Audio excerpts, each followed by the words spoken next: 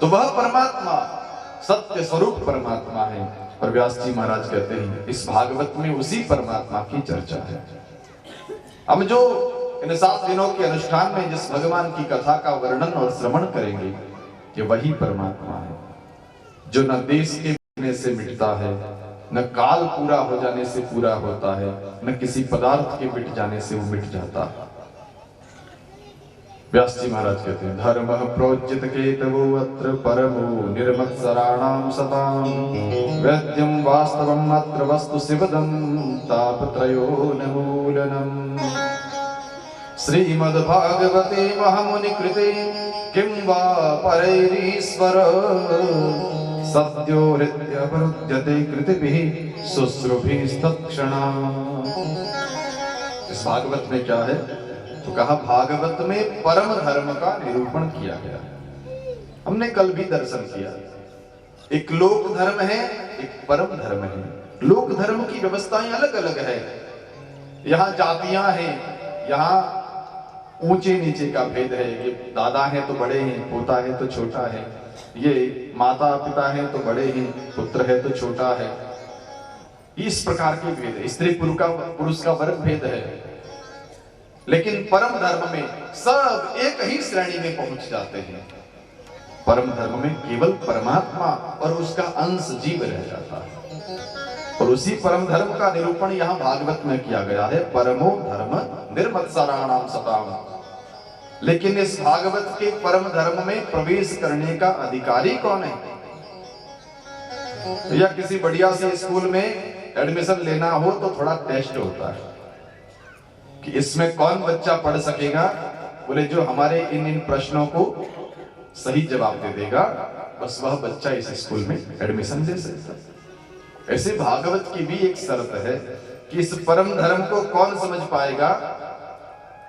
तो व्यास जी महाराज कहते हैं निर्मत्सराणाम सताम। जो निर्मत्सर हो गया, मत्सर का अर्थ होता है मात्सर्य वृत्ति। मात्सर्य माने ईर्ष्या।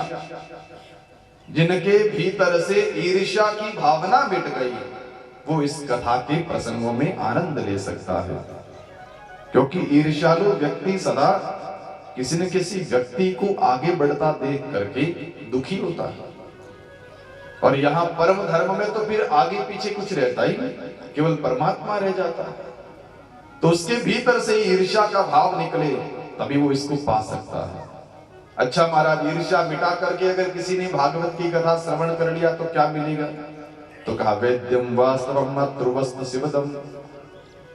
वास्तव वस्तु क्या है, हकीकत में है क्या, इस जीव और उस परमात्मा का संबंध क्या है, उनका स्वरूप क्या है, वो समझ में आ जाएगा। और वो समझ में आने से क्या होगा? तो कहा तापत्रयो नमूलनम। 3 प्रकार के तापों से प्रत्येक जीव पीड़ित हो रहा है। दैहिक ताप से, दैविक ताप से, भौतिक ताप से। लेकिन जिसको ये भागवत समझ में आ गई उसके भीतर से तीनों ताप निकल करके चले जाए। तापत्रयोन्मूलनम। यहां तक कि सूत जी महाराज कहते हैं इस भागवत को सुनने की इच्छा भी आपके मन में जग गई कि मैं जाकर के भगवान की कथा श्रवण करूं, भागवत श्रवण करूं। तो क्या होगा? तो कहा केवल शुश्रूभिस्तत्क्षणात्। केवल सुनने की इच्छा जगी तो सद्यो हृदयवरुध्यते। तत्काल भगवान हृदय में आकर के अवरुद्ध हो जाएंगे, माने कैद हो जाएंगे, बंदी बन जाएंगे। आपके मन में इच्छा जगी कि मैं भगवान की कथा सुनने के लिए जाऊं। और जाने की इच्छा, सुनने की इच्छा मात्र से, सुनना तो बाद में है, केवल सुनने की इच्छा जगी और तभी से कन्हैया आकर के हृदय में बैठ गया कि आ भैया तेरा स्वागत है, तू मेरी कथा श्रवण करने आ रहा है, मैं तेरे हृदय में बैठ जाता हूं। ऐसी भगवान की परम मंगलमयी कथा। भागवत जी की विशेषता बताते हुए श्री व्यास जी महाराज कहते हैं भागवत क्या है? निगम कल्प तरोर गलितम फलम सुख मुखादमृत द्रव संयुतम पिबत भागवतम रसमालयम मुहुरहो रसिका भुवि भावुका। वेद रूपी कल्प वृक्ष का परिपक्व फल, बहुत मीठा फल। निगम कल्प तरोर गलितम फलम, पका हुआ फल और मीठा फल है। महाराज मीठा है, इसकी क्या गारंटी? बोले फलों का सबसे बढ़िया उत्तम पारखी होता है तोता। तोते को पता रहता है कौन सा फल मीठा है, कौन सा मीठा नहीं। वो उसी फल पर चोंच लगाता है जो फल मीठा है। ऐसे सुख का एक अर्थ तोता भी होता है। और सुखदेव जी महाराज ने इस भागवत रूपी कथा को अपनी जिह्वा से गाया है, अपने मुखारविंद से गाया है। इसका मतलब ऐसे परमहंस को भी पता है कि ये बहुत मधुर वाली कथा है, बहुत मीठी वाली कथा है। पर व्यास जी महाराज श्रोताओं को निमंत्रण देते हुए कहते हैं, पिबत भागवतम रसमालयम। भैया ये भागवत रूपी अमृत है, भागवत रूपी परम रस है। आप आओ, इसको पियो। कब तक पिए महाराज, कितने दिन पिए?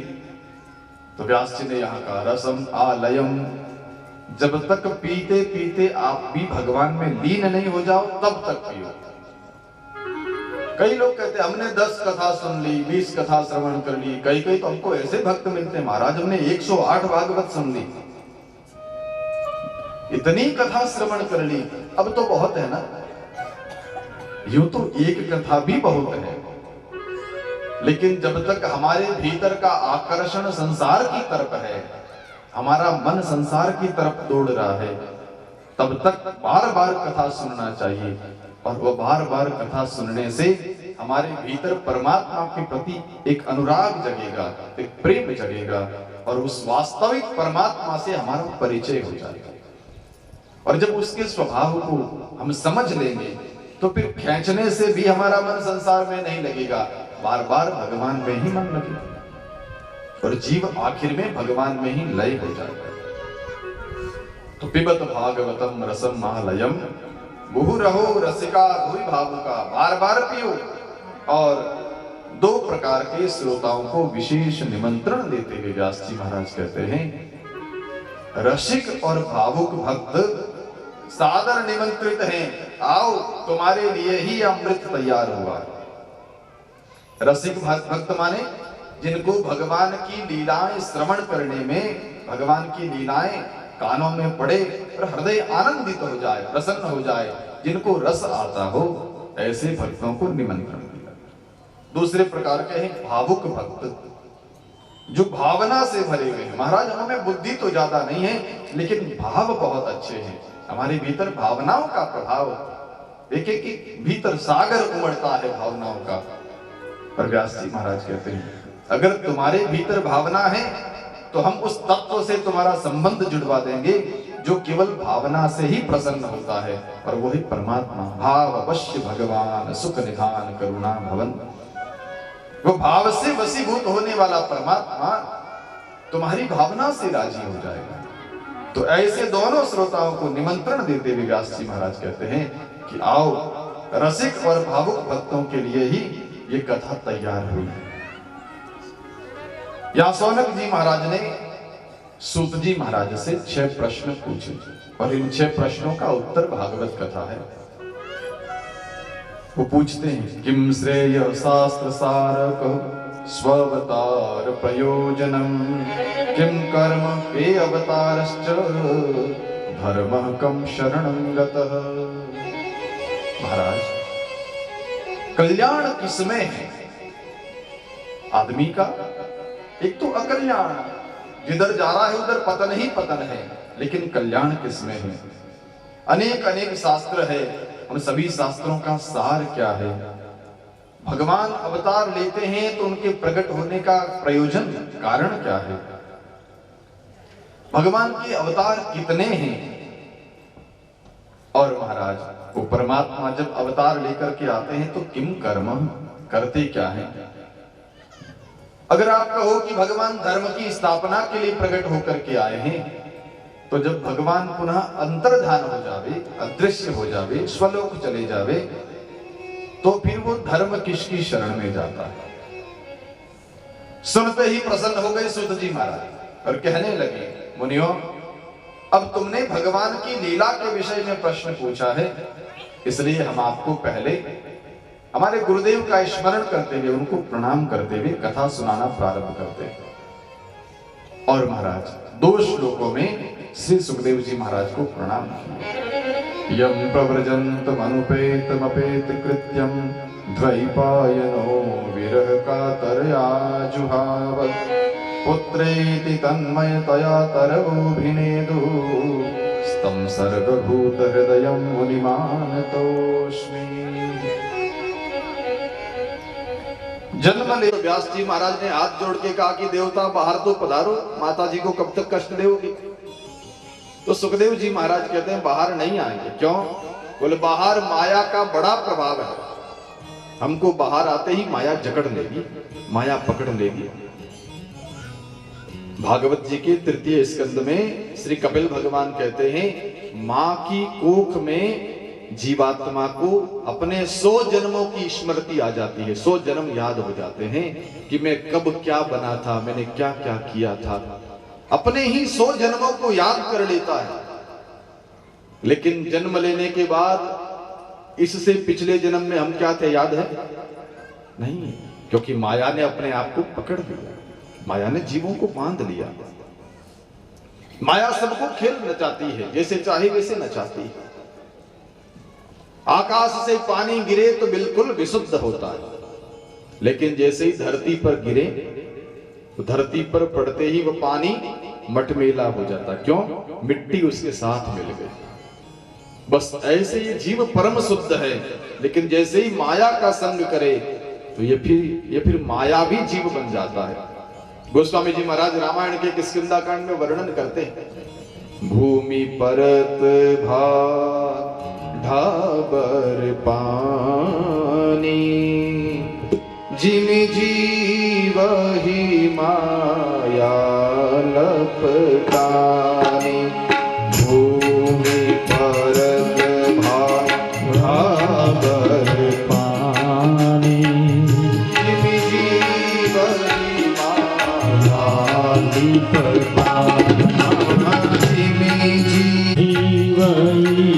माया लपटानी। भूमि परत ढाबर पानी, बादलों से बरसा बिल्कुल शुद्ध पानी। आरो का पानी भी जिसके सामने फैल इतना शुद्ध, लेकिन धरती पर गिरे तो उसमें मेल चिपक जाता है, रेत चिपक जाती है। बस ऐसे ही ये परमात्मा का परम शुद्ध अंश जब माया में डुबकी लगाता है तो माया का स्पर्श होते ही ये माया वशीभूत हो जाता है। सुखदेव जी महाराज ने अपने पिताजी से कहा कि मैं दैवी ऐसा गुणमयी मम माया दुरत्यया, ये दुरत्यय है, कोई इसको तैर के पार नहीं कर सकता है। अर्जुन ने पूछा भगवान से, प्रभु आपने अपनी माया को इतना खतरनाक क्यों बनाया कि जीव इसको पार ही नहीं कर सकता? सब जीव इसी में उलझे रहते हैं। ठाकुर जी आपको अपनी माया को थोड़ा कमजोर रखना चाहिए ताकि कोई पराजित करके बाहर जा सके। तो भगवान ने कहा अर्जुन ऐसी बात नहीं है, माया को पार जाने का रास्ता भी एक है। क्या रास्ता है? मामेव ये प्रपद्यन्ते माया मेताम तरन्ति ते। जो कोई मेरे चरण पकड़ लेता है माया उसको छूती भी नहीं, तुरंत माया से मुक्त हो जाता है। लेकिन जब तक वो माया में घूमता रहे, मेरे चरणों से दूर रहे, तब तक वो माया के प्रभाव में जकड़ा रहता है। माया का जाल जो है, इस जाल में कौन फंसता है? मछुआरा जब नदी में जाल फेंक करके खड़ा रहे, जहां से वो पकड़ के खड़ा है वहां से मछलियां दौड़ करके दूर जाए तो सामने जाल बिछा हुआ है, उस जाल में जाके फंस जाते हैं। लेकिन जहां वो खड़ा है वहां कोई मछली चली आ गई, उसके पांव के पास इर्द गिर्द घूमे तो उस जाल में नहीं फंस सकती है। क्यों? बोले जाल तो दूर है, पकड़ने वाला दूर खड़ा है। पानी के प्रवाह की ओर जाल फैला करके खड़ा है। बस ऐसे ये परमात्मा भी संसार में माया जाल फेंक रहे हैं भगवान, और इस माया जाल में वो ही जीव फंसते हैं जो भगवान के चरणों को छोड़ करके दूर दौड़ पड़ते हैं। जो दूर जाए वो माया में फंस जाता है। सुखदेव जी महाराज ने भगवान से प्रार्थना करी, प्रभु आप अपनी माया के वेग को रोको तो मैं संसार में प्रकट हो जाऊं, जन्म लूं। और ठाकुर जी ने अपनी माया को रोका और तब सुखदेव जी ने जन्म लिया। तो जन्म लेते ही माया ने असर नहीं डाला, वो बैरागी बने रहे। जो उनको ज्ञान गर्भ में था, बाहर भी वही ज्ञान। तो जन्मते ही 12 साल की उम्र जैसे बालक बन गए और घर छोड़ करके वन की ओर दौड़ पड़े। जाने लगे तो पिता व्यास जी महाराज पीछे पीछे दौड़ रहे हैं। द्वैपायनो विरह कातरया जुहाव। द्वैपायन, कृष्ण द्वैपायन जिनका नाम है व्यास जी महाराज का, पीछे पीछे दौड़ रहे हैं, विरह में कातर, व्याकुल होकर के। बेटा सुखदेव रुको रुको, मैं तुम्हारा पिता तुम्हें बुलाने आया हूं। पर सुखदेव जी महाराज कुछ जवाब नहीं देते। पर जब सुखदेव जी नहीं बोले तो वहां के वृक्ष बोले। वृक्ष क्या कहते हैं? तरवो अभिनेदुस्तम सर्वभूत हृदयम।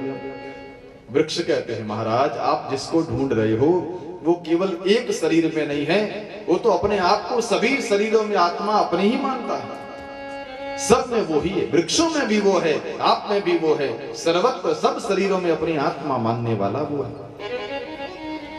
सुन करके व्यास जी महाराज लौट करके चले आए। और यहाँ सूत जी महाराज कहते हैं, वो मेरे गुरुदेव श्री सुखदेव जी महाराज, मैं उनको प्रणाम करता। प्रणाम करके फिर सूत जी के प्रश्न, सौनक जी के प्रश्नों का उत्तर देना प्रारंभ किया। आपने पूछा कि जीव का कल्याण किसमें है? कृष्ण भक्ति परम श्रेय शास्त्र सारश्च वही। भगवान की भक्ति ही सबसे बढ़िया कल्याण का साधन है। कल्याण किससे होगा? भगवान की भक्ति से होगा। भगवान की भक्ति सबसे बढ़िया वाला साधन। शास्त्र सारश्च वही, अनेक अनेक शास्त्रों का सार भी ये भगवान की भक्ति है। शास्त्र क्या कहते हैं? जो भी करो आखिर भगवान के चरणों में प्रेम हो जाए, परमात्मा से प्रीति बढ़ जाए, बस यही शास्त्रों का सार है। भगवान की अवतार लेने का प्रयोजन क्या? तो कहा कि भक्तजन परित्राणाय और दुष्ट जन विनाशाय। अपने भक्तों की रक्षा करना और दुष्टों को दंड देकर के सीधे मार्ग पर लाना, ये भगवान के अवतार का कारण है। अच्छा महाराज, भगवान के अवतार कितने हो गए? तो कहा कि भगवान के अवतारा ही असंख्ययाम। असंख्य अवतार है भगवान के, अनंत अवतार है भगवान के, नित्य भगवान के अवतार होते हैं। कहां कहां वो अवतार नहीं लेता है। अगर कोई प्रेम पूर्वक परमात्मा को पुकारे, भैया इस लाला के माताजी पिताजी कौन है, संभालना, ले जाओ मां, इसको ले जाओ।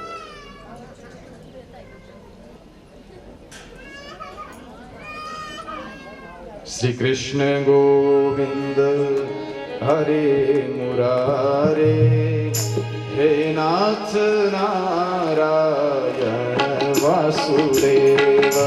श्री कृष्ण गोविंद हरे मुरारे, हे नाथ नारायण वासुदेव। श्री कृष्ण गोविंद नाथ नारायण वासुदेव।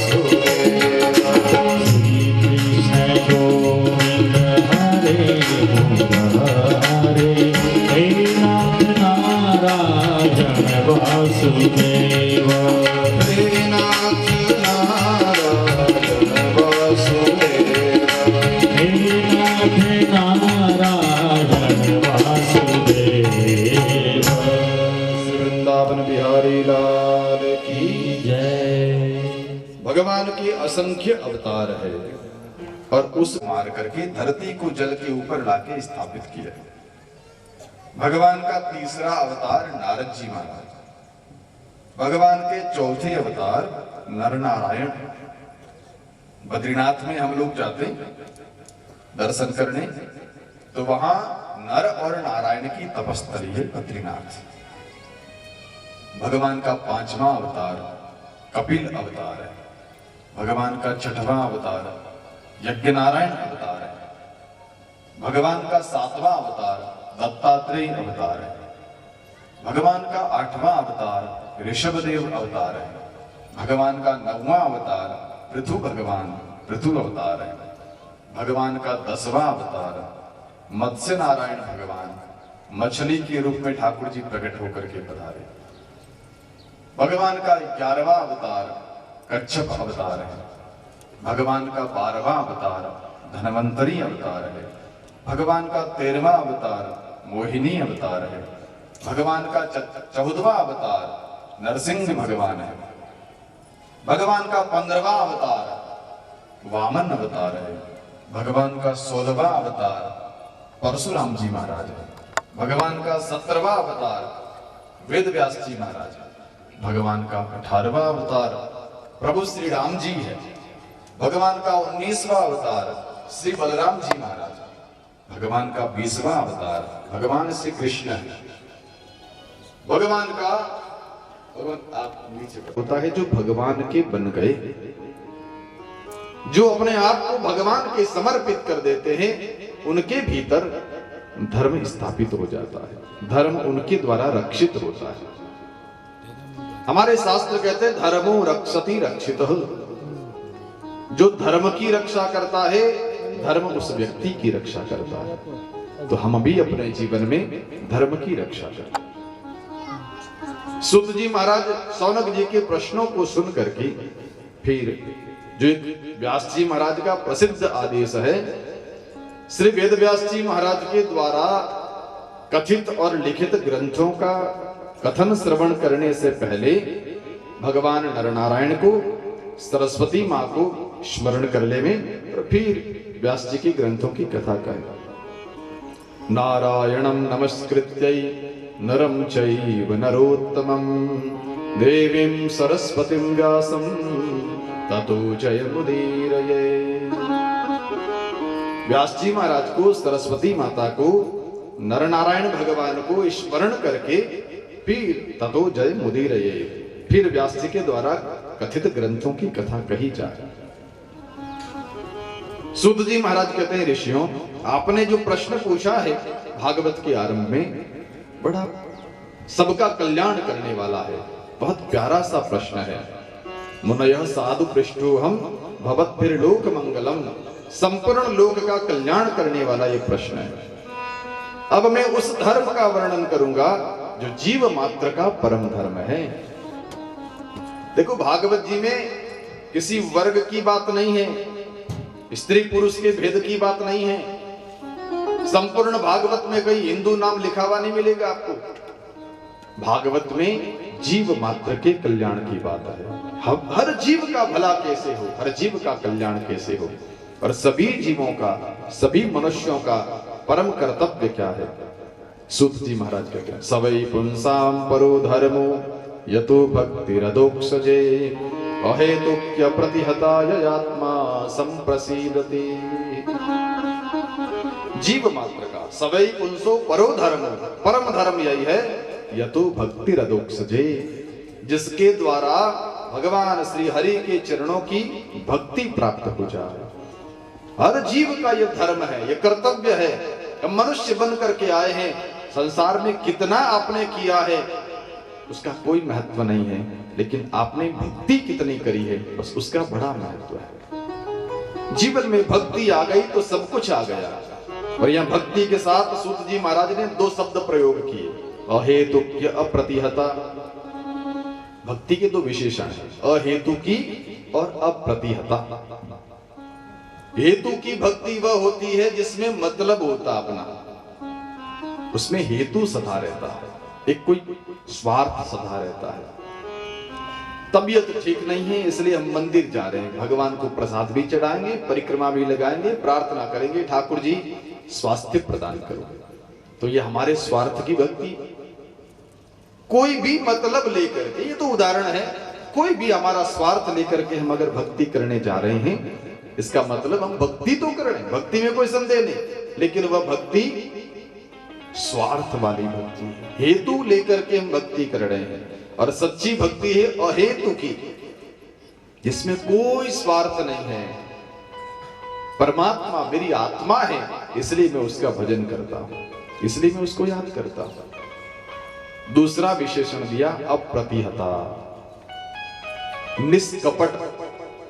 हम उस परमात्मा से क्या कपट करना जो अंतर्यामी है, हम मुंह से क्या बोल रहे हैं मन में क्या, वो दोनों देख रहा। उस भगवान के सामने कपट चलता नहीं, उस परमात्मा के सामने निष्कपट होकर के, हे सांवरा मैं जैसा हूं वैसा तेरा हूं, हे गिरधारी मुझ में कुछ भी योग्यता नहीं है, बस इतना जानता हूं कि मैं तुम्हारा दास हूं, आप मेरे मालिक हैं, आप मेरे स्वामी। ये भाव अगर भीतर आ गया तो हम निष्कपट भक्त बन गए। जैसे संसार के लोगों को गोली देते हैं, कुछ बात कह करके, भीतर कुछ हो बाहर कुछ कह दो, संसारी व्यक्ति विश्वास कर सकता क्योंकि वो अंतर्यामी नहीं है, लेकिन परमात्मा तो अंतर्यामी है, उसको हम गोली नहीं दे सकते।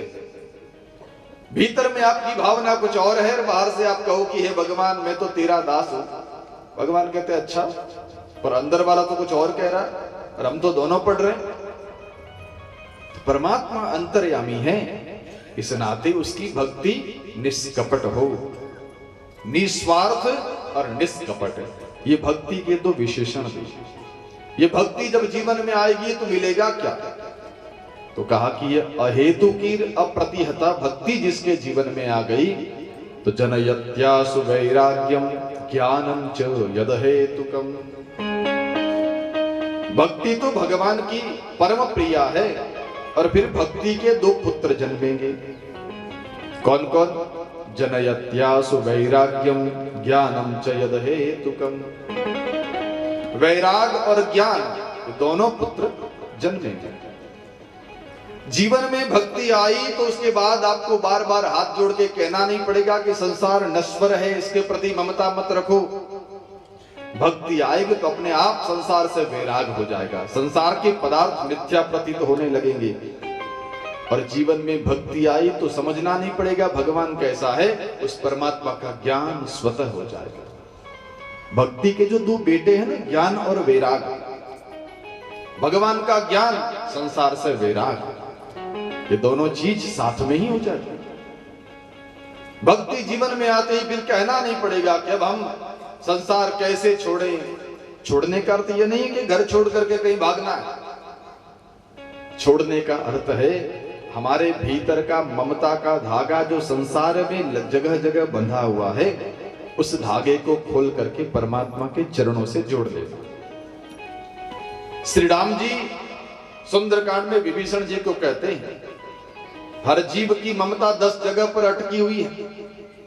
जननी जनक बंधु सुतदारा, तनु धनु भवन सुहृद परिवारा, सबके ममता ताग बटोरी, मम पद मन ही बांध बरिडोरी।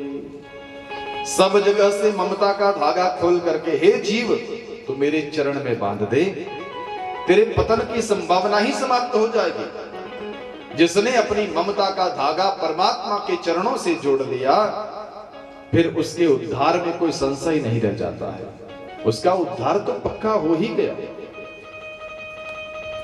तो यहां श्री सूत जी महाराज कहते हैं, उस जीव को अपने आप संसार से वैराग हो जाएगा। भगवान से मिलने की आतुरता जग उठेगी हृदय में। वो कह पड़ेगा कि हे परमात्मा आप मुझे जल्दी से कैसे मिलो। संसार में फिर वो ही प्रयत्न करने लगेगा जिससे भगवान राजी हो। मीरा की तरह हमारे हृदय में भी भगवान के प्रति एक विशेष प्रेम जग जाएगा।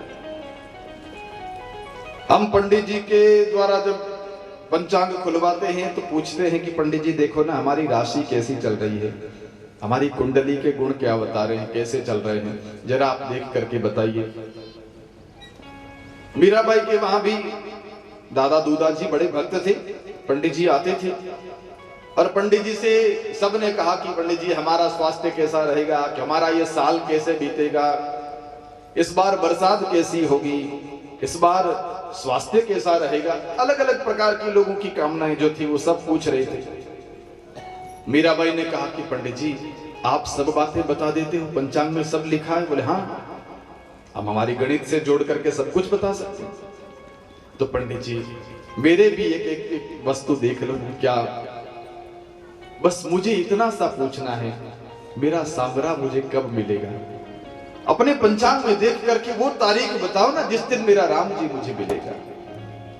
राम जी मिलन कद होसी मारा चूना जोशी। अपनी पोथी बांच करके मुझे सुनाओ। अगर आपने मुझे तारीख बता दी, मैं आपको क्या क्या इनाम नहीं दूंगी। बहुत प्यारा और प्रसिद्ध भजन मीरा का, राम जी मिलन कद होसी मारा चूना जोशी। भाव से सुनो।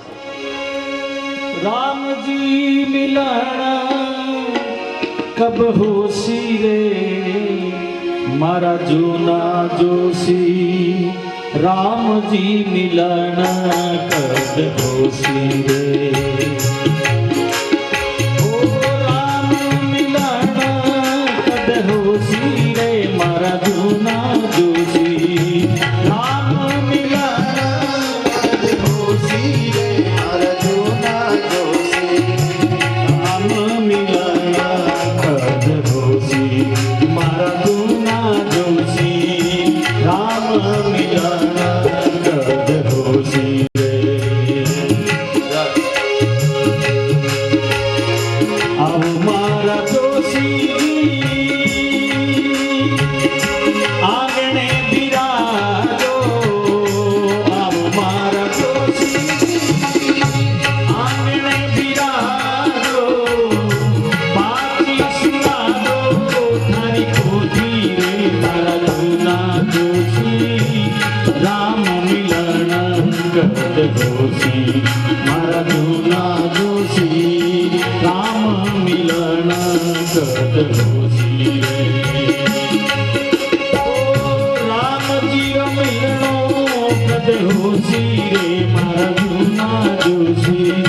राम मिलन कद होसी रे मारा जूना जोशी। राम मिलन कद होसी रे मारा जूना जोशी। राम मिलन